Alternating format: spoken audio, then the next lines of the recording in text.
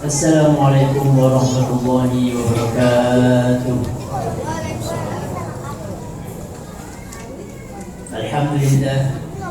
Alhamdulillahilladzi ja'ala syahra Ramadan syahral qiyam wassiyam. Wassalatu wassalamu ala nabiyyina Muhammadin wa ala alihi wa ashabihi ajma'in. Masyaallah muslimin wal muslimat, bapak-bapak dan ibu-ibu sedang jemaah salat Isya dan tarawih yang insyaallah senantiasa dimuliakan oleh Allah Subhanahu wa taala. Kita bersyukur kepada Allah Subhanahu wa taala atas segala limpahan nikmat yang begitu banyak. Nikmat tersebut tidak mampu untuk kita kalkulasikan walaupun menggunakan alat yang sangat canggih. Walau terkadang sebagian nikmat kita gunakan tidak sesuai dengan ridhonya Allah, namun Allah Maha Pengasih Maha Penyayang kepada kita. Masyaallah muslimin wal muslimat, bapak-bapak dan ibu-ibu sedang jamaah salat tarawih yang dimuliakan oleh Allah Subhanahu wa taala. Sebagaimana di antara hadis yang sering kita dengar, dalam hadis riwayat Ibnu Majah, Nabi sallallahu alaihi wasallam bersabda, "Rubba sha'imin laisa lahu min siyamihi illa ju'." Ada sebagian mereka yang berpuasa tapi tidak mendapati daripada puasanya itu kecuali hanya rasa lapar saja, kecuali hanya haus saja. Artinya pahala puasanya terkikis oleh perbuatan-perbuatan yang ia lakukan. Kewajiban puasanya bisa jadi gugur, namun terkadang nilai-nilai puasa kita itu berpengaruh kepada perbuatan-perbuatan keseharian kita. Itulah mengapa Kiai Mas Mansur dalam bukunya Tafsir Langkah Muhammadiyah menuliskan sebuah tulisan pendek yang berjudul tentang intiqad, melakukan amalan intiqad. Intiqad itu artinya mengoreksi, baik itu mengoreksi kepada diri kita secara pribadi ataupun mungkin kepada orang lain. Maka di sini beliau membawakan sebuah hadis riwayat Al-Imam Al-Bazzar, hadisnya riwayatnya hasan.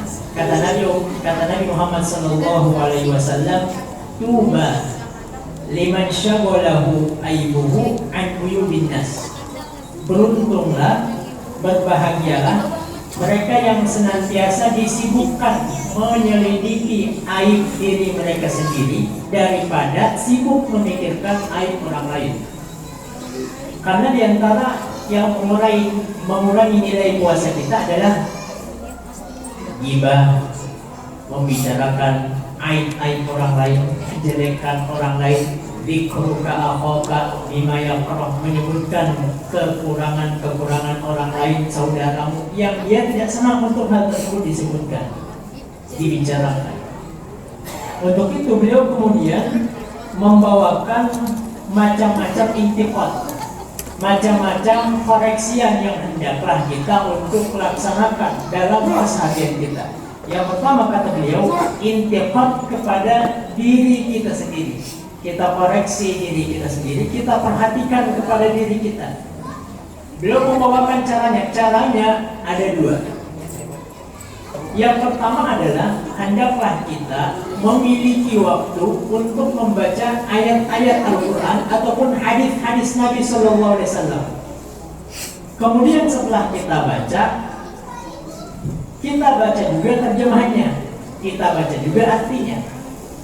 Setelah kita memahami daripada ayat tersebut, daripada hadis tersebut, kita tanyakan kepada diri kita, apakah ada perintah yang dari ayat-ayat yang kita baca, hadis-hadis yang kita baca, sehingga kita ikhtiarkan perintah tersebut untuk kita laksanakan kalau memang hal tersebut belum dilaksanakan. Karena dalam Al-Quran isinya diantaranya adalah ada perintah, ada larangan. Yang kedua, apakah ada larangan sehingga kita meninggalkan larangan tersebut?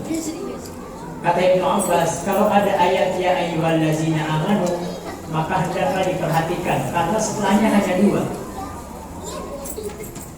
Imma yang pertama adalah dia perintah ataupun dia larangan. Kalau dia perintah, maka kita ikhtiar untuk memaksimalkan, mengerjakan, melaksanakan perintah tersebut. Kalau dia larangan, maka kita tinggalkan. Yang kedua, amalan intiqad bagi diri kita sendiri. Setelah kita baca ayat, baca hadis, kita renungi, sudah kita laksanakanlah perintahnya ataupun apakah sudah kita tinggalkan larangan. Yang kedua adalah sebelum engkau pergi tidur, maka adakanlah waktu yang tentu untuk menghitung dan mengingat apa yang kau perbuat pada hari itu.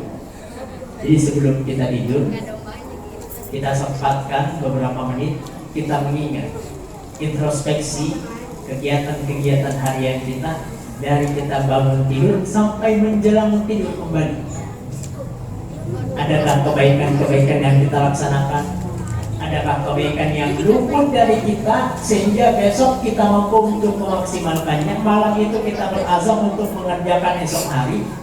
Ataukah ada larangan ternyata yang dikerjakan yang dilakukan sehingga besok kita berazam untuk meninggalkan larangan tersebut, supaya muslim itu tidak jatuh ke dalam lubang dua kali.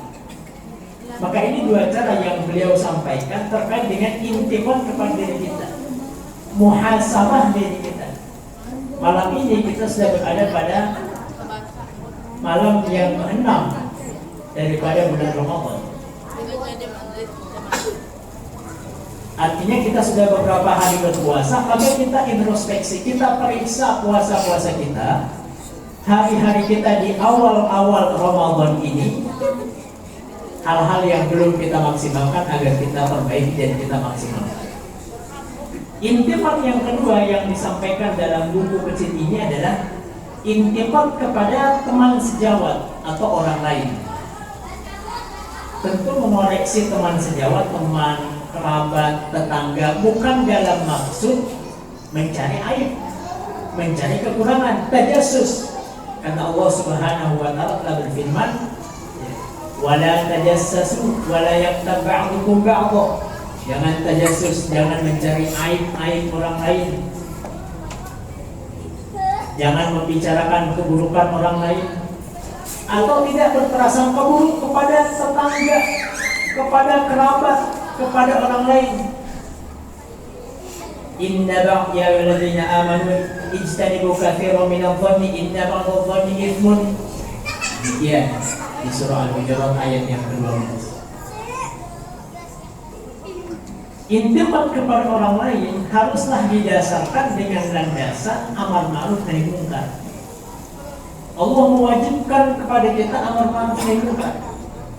Golongan orang kafir dari Bani Israel jamaah sekalian dilaknat oleh Allah karena tidak ada amar ma'ruf nahi munkar. Artinya diantara sebab Allah turunkan laknat itu tidak adanya amar ma'ruf nahi munkar. Allah berfirman, lu'inal ladzina kafaru min Bani Israil 'ala lisani Daud wa Isa bin Maryam. Dzalika bima 'asaw wa kanu ya'tadun. Telah dilaknat orang-orang kafir dari golongan Bani Israel melalui lisan siapa? Lisan nabi-nabi yang diutus kepada mereka. Kenapa? Dzalika bima 'asaw wa kanu ya'tadun. Mereka berbuat maksiat dan melampaui batas.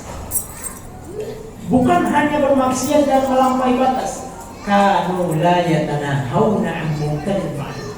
Bermaksiat dan tidak ada nahi munkar sesama mereka, tidak saling mengingatkan, tidak saling mengajak kepada kebaikan, tidak saling mengingatkan akan kemungkaran. Sehingga demikianlah Allah awali ayat tersebut dengan lu'inal ladzina kafaru, telah dilaknat dari golongan orang-orang kafir Bani Israil. Nah, tentu amar ma'ruf nahi munkar yang kita laksanakan tentu sesuai yang dicontohkan baginda sallallahu alaihi wasallam, sebagaimana Allah firmankan dalam surah An-Nahl 125, ud'u ila sabili rabbika bil hikmati wal mau'izatil hasanati wajadilhum billati hiya ahsan.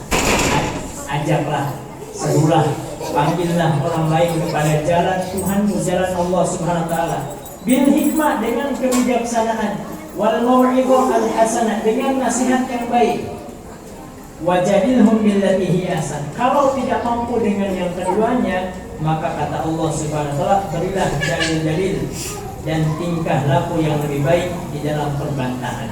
Tentu dalam memberikan dalil, mujadalah tentu juga dengan cara-cara yang baik. Inilah yang disampaikan dalam tulisan ringkas Kiai Dimas Mansur dalam bukunya Tafsir Langkah Muhammadiyah terkait dengan bagaimana melakukan amalan intiqad, mengoreksi. Yang pertama mengoreksi kepada diri kita sendiri, kemudian juga amar ma'ruf nahi munkar kepada orang lain. Adanallahu wa iyyakum ajma'in wa da'wana alhamdulillahi rabbil alamin. Nasrun minallah wa fathun qarib wa basyiril mu'minin fastabiqul khairat wallahu a'lam bissawab. Wassalamu alaikum warahmatullahi wabarakatuh.